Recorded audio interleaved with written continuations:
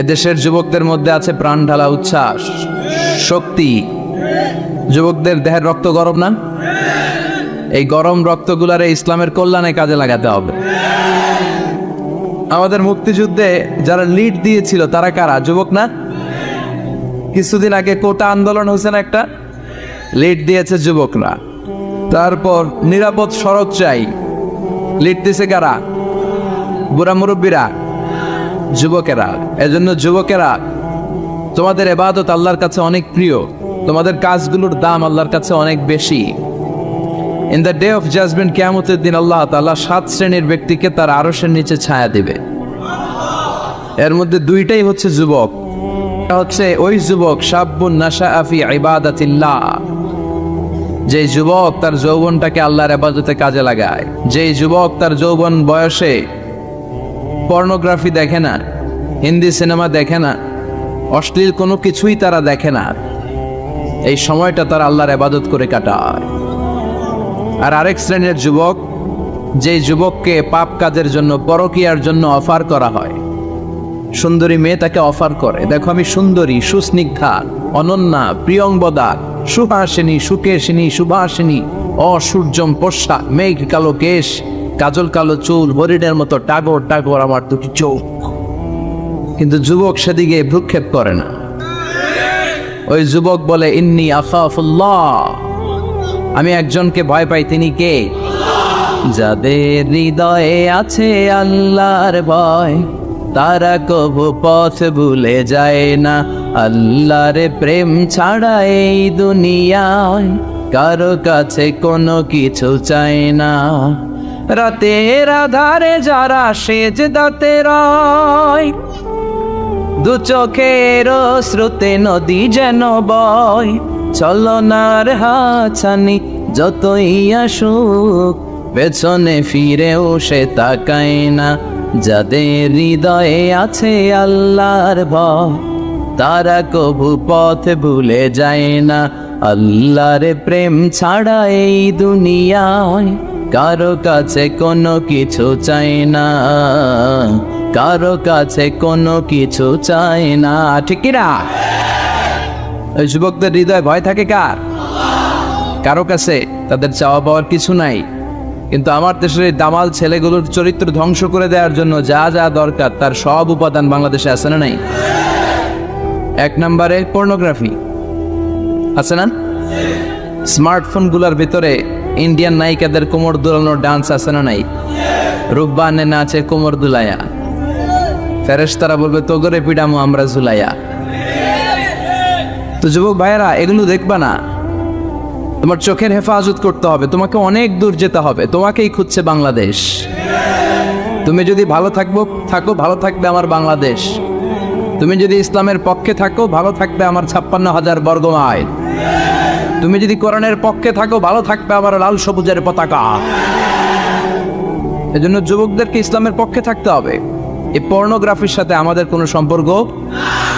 আজকের এই মাহফিল থেকে আমরা ওয়াদা করব, যার মোবাইলে যা আছে সব ডিলিট করা যাবে না ইনশাআল্লাহ। আগে যা করছি, সামনে থেকে আর দেখা যাবে না। এই পর্নোগ্রাফি আমার যুবক ছেলেদেরকে শেষ করে দিয়েছে। এরপরে আরেকটা বড় সমস্যা হচ্ছে মাদকের সমস্যা। ইয়াবা, গাঁজা, ফেন্সিডিল, মারিজুয়ানা। এই ইয়াবা আগে ছিল ইউনিভার্সিটি লেভেলে ছেলেরা খেত, তারপরে নামলো কলেজে, এখন এটা প্রাইমারি স্কুলের ছেলেদের হাতেও পৌঁছে গিয়েছে। ভয়ঙ্কর অবস্থা। প্রশাসনের ভাই যারা আছেন, জনপ্রতিনিধি যারা আছেন, আপনাদেরকে আরো শক্ত হতে হবে। ওদের ঘাঁটি ভেঙে চুরমার করে দিতে হবে। কোনো ইয়াবার ব্যবসা বাংলার জমিনে চলতে পারবে না। জোরে বলো ঠিক কিনা? দরকার শুধু একটা শক্ত সিদ্ধান্ত। The choice is yours. আপনারাই পারেন। যারা চেয়ারম্যান, ওনাদের অনেক দায়িত্ব। পুরো এলাকাটা আমার চেয়ারম্যান ভাইয়ের হাতে আমানত, ঠিক কিনা? যিনি ইমাম, মসজিদের সব দায়িত্ব ইমাম সাহেবের কাছে আমানত। যিনি মেম্বার অব দ্য পার্লামেন্ট, ওনার দায়িত্ব আরো বেড়ে যায়। তার পুরো নির্বাচনী এলাকাটা তার কাঁধের উপরে আমানত। যারা মন্ত্রী, পুরো মন্ত্রণালয়ের কাজবাজ তার হাতে আমানত। যিনি এই 17 কোটি মানুষের প্রধানমন্ত্রী, তার কাছে পুরো বাংলাদেশটা আমানত। এজন্য যুবকদেরকে এই মাদকের সাথে যাতে পরিচয় না ঘটে এরকম একটা পরিবেশ বাংলাদেশে করতে হবে। তো এক নম্বরে এই মাদকের কারণে ছেলেরা নষ্ট হয়, এরপরে পর্ন ভিডিওর কারণে নষ্ট হয়, এরপরে নোংরা ছাত্র রাজনীতি আছে না নাই, তাদেরকে দিয়ে মারামারি কাটাকাটি এগুলোর মতো কাজে লিপ্ত করানো হয়, এটা ঠিক না। যুবকদেরকে পজিটিভ পলিটিক্স শেখানো উচিত। এদেশে পজিটিভ পলিটিক্সের একটা ট্রেন্ড চালু করা দরকার, যেখানে মারামারি কাটাকাটি থাকবে না, মেধার ভিত্তিতে ক্যাডার নিয়োগ হবে, ঠিক কিনা? ছাত্র দলের নেতা হতে হবে ডক্টরেট করা, ছাত্রলীগের নেতা হতে হবে ডক্টরেট করা। যত ছাত্র রাজনীতির বড় বড় নেতারা আছে এরা শিক্ষিত হতে হবে, কারণ তারা আমাদেরকে পথ দেখাবে, তারা সামনে হাঁটবে, আমরা পিছনে পিছনে হাঁটবো, ঠিক কিনা? তো এই জাতীয় যে ইনকনসিস্টেন্সি আছে এগুলো থেকে আল্লাহ আমার দেশকে তুমি হেফাজত করো। আমাদের জনপ্রতিনিধি ভাইরা যারা আছেন ওনারা চাইলেই পারে, আমরা তাদের জন্য দোয়া করি, তারা যেন সত্যিকার অর্থে একটা সুজলা সুফলা শস্য শ্যামলা ডিজিটাল বাংলাদেশ আমাদেরকে উপহার দেয়। তাদের জন্য দোয়া আছে না নাই? যারা দেহের তাজা প্রাণ বিলিয়ে দিয়ে আমাদের জন্য বাংলা ভাষাটারে রেখে গেল, ওই ভাষা শহীদদের জন্য আমাদের দোয়া আছে না নাই? যারা ৭১ সালে মুক্তিযুদ্ধ করে দেশটারে স্বাধীন করলে মুক্তিযোদ্ধা ভাইদের জন্য দোয়া আছে না নাই? যারাই এই দেশের জন্য কন্ট্রিবিউট করেছে তাদের সবার জন্য আমাদের পক্ষ থেকে দোয়া। আর যারাই দেশের শত্রু, যারাই দেশের বিপক্ষে, আমরাও তাদের বিপক্ষে, জোরে কোন ঠিক কিনা? এজন্য যুবক ভাইয়েরা তোমাদেরকে জ্বলে উঠতে হবে আপন শক্তিতে, ঠিক কিনা? মুমিনের ঈমান হতে হবে এমন ঈমান যেটা জ্বলে ওঠে, তাহলে বোঝা যাবে ওটা আসল ঈমান, ঠিক কিনা? যে ঈমান প্রয়োজনে জ্বলে ওঠে না, যে ঈমান সত্যনের কথা বলে না, যে ঈমান প্রয়োজনে জ্বলে ওঠে না, যে ঈমান সত্যনের কথা বলে না, যে ঈমান বাস্তবে নাই, যে ঈমান অন্তরে নাই, মুখে শুধু ফাঁকা বলি, কি করে তারে বলো ঈমানে বলি, কি করে তারে বলো ঈমানে বলি, কি করে তারে বলো ঈমানে বলি, ঠিক কি না? যে ঈমান ঈমানে ভুলে নাস্তিকতার মঞ্চে ওঠে, এরকম আছে না নাই? যে ঈমান বাতিল মতের দোসর হয়ে ফায়দা লুটে, যে ঈমান শুধুই কেবল খায় দায় আনন্দ করে, যে ঈমান দেখে না যে আরাকানে ভাইরা মরে, যে ঈমান ময়দানে নাই, যে ঈমান বাস্তবে নাই, মুখে শুধু ফাঁকা বলি, কি করে তারে বলো ঈমানে বলি, কি করে তারে বলো ঈমানে বলি, কি করে তারে বলো ঈমানে বলি, ঠিক কি না? এজন্য ঈমান হতে হবে পাক্কা ঈমান, ঈমান জ্বলে উঠতে হবে বারুদের মতো, যদি অন্যায় দেখে চিল্লা এখন, ঠিক কিনা? আল্লাহ আমাদেরকে সেই অর্থে প্রকৃত মুমিন হওয়ার তুমি তৌফিক দাও। আজকের মাহফিলে আসতে পেরে আমরা খুশি না বেজার? আসুন আল্লাহর দরবারে আমরা ফরমালি শুকরিয়া জানাই, আমরা পড়ে নেই কালিমাতুশ শুকর আলহামদুলিল্লাহ। অনেক আলোচক আপনারা দাওয়াত করেছেন আলহামদুলিল্লাহ, যারাই এখানে কথা বলেছে নিঃসন্দেহে কোরআন থেকে বলেছে, কারণ আমাদের তাফসিরুল কোরআনের মাহফিলের সিলেবাস একটা, এটার বাইরে থেকে আমাদের কথা বলার সুযোগ আছে? আমরা যদি এখানে ত্রিপিটক থেকে কথা বলি, গীতা বাইবেল থেকে কথা বলি, রামায়ণ মহাভারত থেকে কথা বলি, আপনারা কেউ শুনবেন? আপনারা বলবেন যে হুজুর এই বইটা থেকে কথা বলেন। আমাদের সিলেবাস হচ্ছে কোরআন। চিৎকার করে বলতে হবে আমাদের সিলেবাস কি? কোরআন। এই কোরআন দিয়ে দেশের সব আইনগুলো হোক, আমরা চাই কি চাই না? এই কোরআনটা সংসদ ভবনে থাক, চাই কি চাই না? ক্যান্টনমেন্টে থাক, চাই কি চাই না? সচিবালয়ে থাক, চাই কি চাই না? দেশের প্রতিটি অঙ্গনে কোরআনের কথাগুলো ছড়িয়ে পড়ুক, কোরআনের আলোতে আমরা যেন আলোকিত হই। আল্লাহ বলেছেন, this is the book whereof there is no doubt in it and a guidance to those who are মুত্তাকিন। এটা এমন বই যে বই একটাও ভুল নাই, আছে? একটাও সন্দেহ নাই, আছে? এজন্য ছেলে মেয়েদেরকে কোরআন পড়াবেন, রাজি আছেন তো? কোরআন যেন প্রতিদিন আমাদের তেলাওয়াত হয়, একটি আয়াত হলেও যেন প্রতিদিন আমরা বঙ্গানুবাদ করি। মাতৃভাষায় কোরআনটাকে বুঝতে হবে, এটা সবচেয়ে বড় ফরজ। বাংলা বুঝি না এমন কি কেউ এখানে আছেন?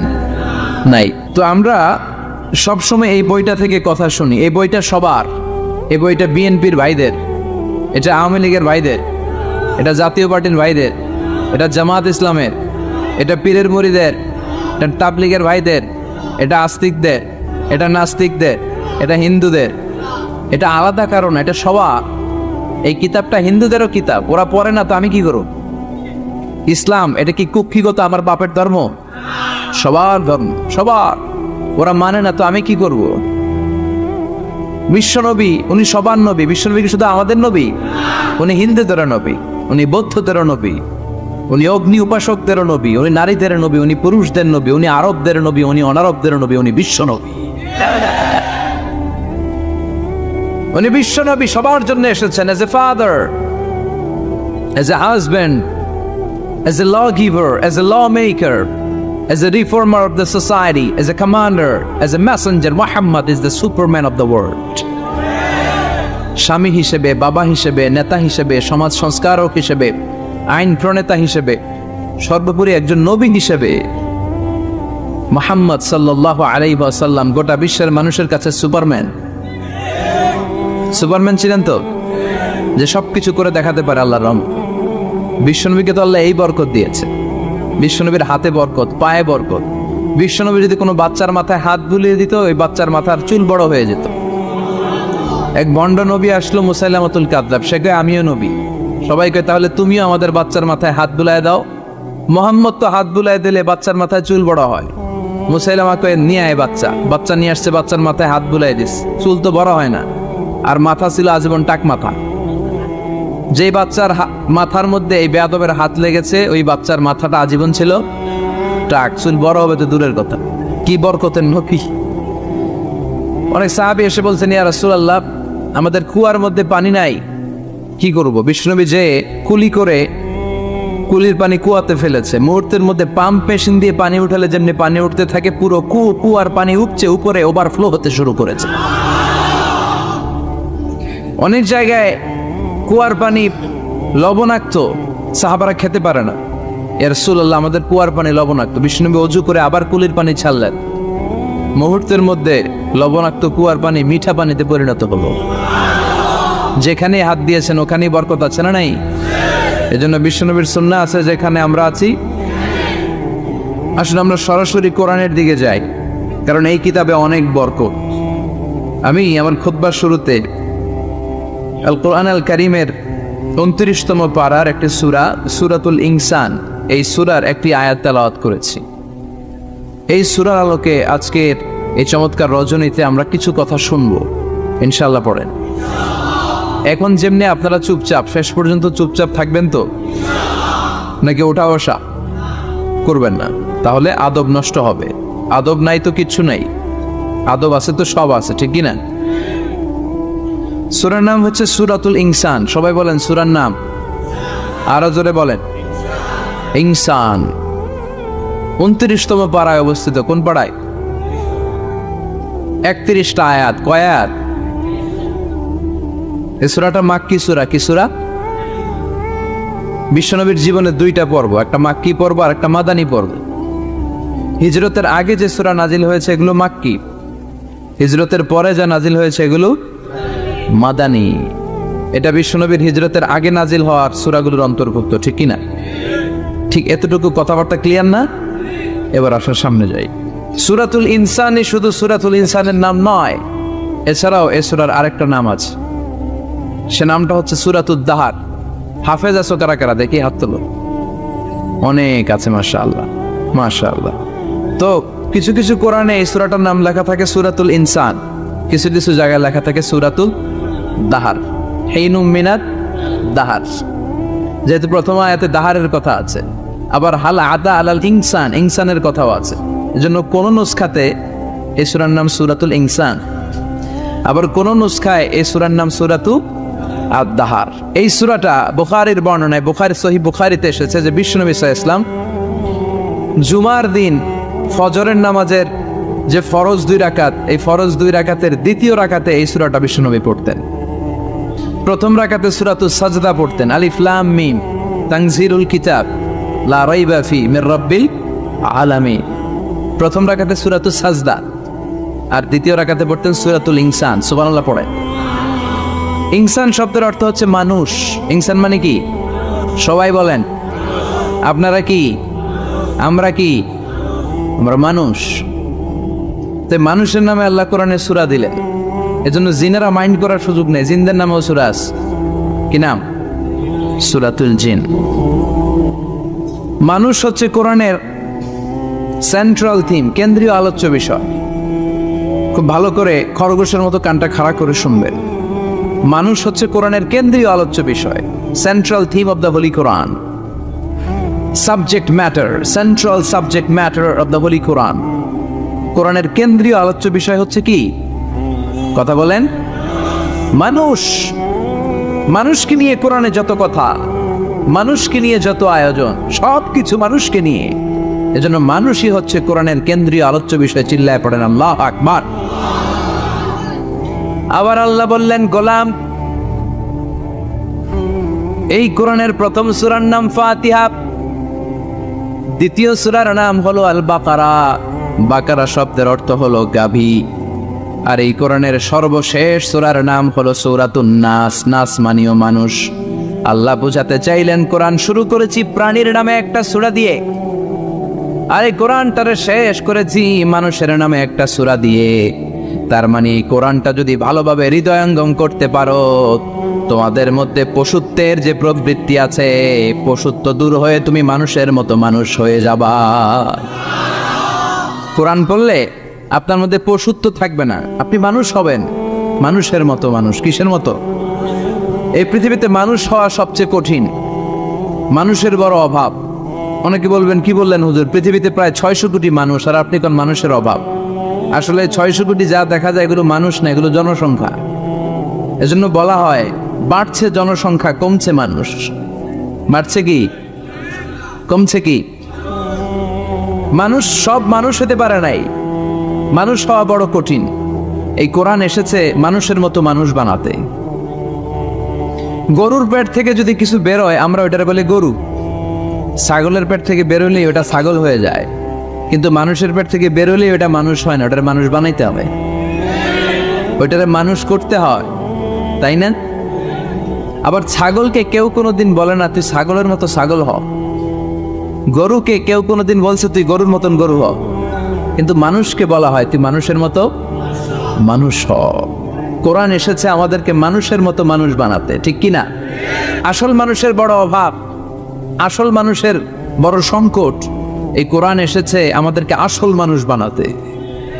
কোরআন এসেছে আমাদেরকে মানুষের মতো মানুষ বানাতে। এজন্য যে মা বাবারা চান আপনার ছেলে টেন্ডারবাজ না হোক, চাঁদাবাজ না হোক, 31st নাইটে মেয়েদের অন্য ধরে টান না দেয়, ফ্যান্সি ডিলের টাকার জন্য আপনারা লাথি মেরে ঘর থেকে বের না করে দেয়, ওই মা বাবারা ছেলে মেয়েদেরকে একটা কিতাব পড়ায় দিবেন। কিতাবটার নাম কি? এই কিতাবটা পড়লে আপনার ছেলেরা শিক্ষিত বানাবে কে? আমি বলি teach your children the holy Quran, holy Quran will teach your children everything. আপনি আপনার ছেলেরা শুধু কোরআন শিখান, কোরআন আপনার ছেলেরা গোটা দুনিয়াটা শিখাই দিবে। কারণ কোরআনের প্রথম বাণী হচ্ছে পড়ো, educate yourself, educate your generation. নিজে শিক্ষিত হও, সভ্য হও, সিভিলাইজড হও। শিক্ষার কথা কোরআনে আছে না নাই? কোরআনের প্রথম শব্দটা কি? ইকরা। ইকরা মানে কি? সবাই বলেন প্রথম শব্দটা কি? আল কোরআনের প্রথম বাণী পড়ো, আল হাদিসে নবীর কথা পড়ো। আল কোরআনের প্রথম বাণী পড়ো, আল হাদিসে নবীর কথা পড়ো। পড়ে পড়ে শেখো, শিখে শিখে তুমি তোমার নিজের জীবন গড়ো। সুবহানাল্লাহ পড়ে। কোরআন পড়লেই জীবন গড়া যায়, ঠিক কিনা? তাহলে এই কোরআনকে আল্লাহ তাআলা নাজিল করেছে আমাদেরকে মানুষের মতো মানুষ বানাতে। কি বানাতে? চিল্লায় বলেন মানুষের মতো মানুষ। মানুষের মতো মানুষ বানানোর জন্য আল্লাহ তাআলা এই কোরআনকে নাজিল করেছে। মানুষকে আল্লাহ এতটা শ্রেষ্ঠত্ব দিয়েছে, মানুষ যদি শ্রেষ্ঠ হয় মানুষ ফেরেশতাকে ছাড়িয়ে যায়, আর মানুষ যদি নিকৃষ্ট হয় তাহলে সে পশুত্বকেও হার মানা। দলিল কি? দলিল হচ্ছে মেরাজ রজনীতে সাইয়েদনা জিবরাইল সিদরাতুল মুনতাহা পর্যন্ত গেলেন, ওইখান থেকে দুইটা ঝর্ণা বা নদী নেমে গেল। বিষ্ণু বললেন, জিব্রাইল, এই নদী দুইটা কোন নদী? সাইয়েদনা জিব্রাইল বললেন, এই দুইটা নদী সিদরাতুল মুনতাহা থেকে পৃথিবীর দিকে নেমে গিয়েছে। আর একটা হচ্ছে ইরাকের ফোরাত নদী, আর একটা হচ্ছে মিশরের নীল নদী। এরপরে সাইয়েদনা জিব্রাইল বললেন, ইয়া রাসূলুল্লাহ, ইয়া হাবিবাল্লাহ, এই জায়গার নাম হলো সিদরাতুল মুনতাহা। এখানে একটা বড়ই গাছ আছে, এটা হলো আমার লাস্ট ডেস্টিনেশন, বর্ডার এরিয়া। এই বর্ডার এরিয়ার উপরে যাওয়ার ক্ষমতা আমার নেই। 1 ইঞ্চি উপরে গেলে আমার পাখাগুলোরে জ্বালিয়ে সারখার করে দিবে কে? সৃষ্টির শুরু থেকে আজ পর্যন্ত যত নবীর কাছে আমি ওহী নিয়ে দুনিয়ার বুকে নাজিল হয়েছি গো নবী, এই সিদরাতুল মুনতাহায় কান লাগিয়ে আল্লাহর কথা শুনেছি। আজ পর্যন্ত আমিও আল্লাহরে দেখি নাই। নবী গো, আমি তো আল্লাহরে দেখি নাই, এটা আমার লাস্ট এরিয়া। আমার যে দেখেন আপনি কোরআন নাজিল করে উপরের দিকে উড়াল দিতে, আমি উড়াল দিয়ে এখানে এসে বসে থাকি। সুবহানাল্লাহ পড়ে। এর উপরে আমি যেতে পারবো না, পাখাগুলো চলে যাবে, যাওয়ার পারমিশন নাই। তবে আপনারে পারমিশন দিছে কে? আমি এইখানে দাঁড়িয়ে রইলাম, আপনার মিটিং আল্লাহর সাথে শেষ করে আপনি নেমে আসেন গো নবী। নবী যান, আপনার মিটিং এর জন্য, আপনাকে সারপ্রাইজ দেওয়ার জন্য আপনার অপেক্ষায় আল্লাহ অপেক্ষমান। সুবহানাল্লাহ। তার মানে ফেরেশতা যেখানে শেষ, বিশ্বনবীর খেলা এখানে শুরু, ঠিক কি না? জিব্রাইল এখানে থেমে গিয়েছে, আর যেতে পারে না। জিব্রাইল যেখানে শেষ, বিশ্বনবীর যাওয়া শুরু। তার মানে মানুষ যদি শ্রেষ্ঠ হয়, সে ফেরেশতাকে ছাড়িয়ে যায়। আর মানুষ যদি নিকৃষ্ট হয়, তাহলে সে পশুকেও হার মানায়, ঠিক কি না? আপনি কখনো শুনছেন একটা সিংহ আর একটা সিংহকে মারে? একটা বাঘ আর একটা বাঘকে মারে না। একটা হরিণ আর একটা হরিণকে মারে না। একটা হাতি আর একটা হাতিকে হত্যা করে না। কিন্তু একটা মানুষ আর একটা মানুষকে হত্যা করে না। আপনি কখনো শুনবেন না যে একটা বাঘ আর একটা বাঘকে হত্যা করে 10 টুকরা করছে? শুনছেন? একটা হাতি আর একটা হাতিকে মেরে 30 টুকরা করছে? শুনছেন? কিন্তু মানুষ আর একটা মানুষকে শুধু নৃশংসভাবে হত্যাই করে না, হত্যা শেষে তাকে 10 টুকরা করে, 15 টুকরা করে, 30 টুকরা করে বস্তাবন্দি করে। চিল্লা এখন ঠিক কিনা? পাওয়া যায় না এরকম লাশ? গুম করে ফেলছে, ক্রস ফায়ার করে ফেলছে, মেরে ফেলছে, হাত পা বেঁধে, চোখের রশি বেঁধে বস্তার ভিতরে ভরে ক্ষেতের মধ্যে ফেলে দিস। 3 দিন 4 দিন পর এরকম লাশটা ফুলে উঠছে, পাওয়া যায় না? পত্রিকায় বিভৎস লাশ দেখে আমরা অবাক হই। কোনো প্রাণী এমনটা করে না। মানুষ মানুষকে মেরে টুকরা টুকরা করে। একটা ছাগল বনের সব ছাগলগুলোরে মেরে ফেলতে চায় না। একটা হাতি ওই জঙ্গল থেকে সব হাতিগুলোকে শেষ করে দিতে চায় না। কিন্তু মানুষ আগুন জ্বালিয়ে জনপদের পর জনপদ ছারকার করে দেয়, গুলি মেরে এলাকার পর এলাকা ঝাঁঝরা করে দেয়। দ্বিতীয় বিশ্বযুদ্ধের সময় আমেরিকা জাপানের 2টা সিটিতে 2টা বোমা মেরেছে, হিরোশিমা নাগাসাকি। হিরোশিমাতে মেরেছে লিটল বয়, নাগাসাকি শহরে ফেলেছে ফ্যাটম্যান। যে পাইলটগুলো বোমা মারতেছে নিচে, ওই পাইলটগুলো মানুষ না? মানুষ। আর যাদেরকে মারার জন্য মারতেছে তারাও কি মানুষ? মানুষ এতটাই নিকৃষ্ট হতে পারে, সে তার জনপদের সবাইকে ছারখার করে দেয়, তার গোষ্ঠীর সবাইকে মেরে ফেলতে কুণ্ঠাবোধ করে না। চিল্লা এখন ঠিক কিনা?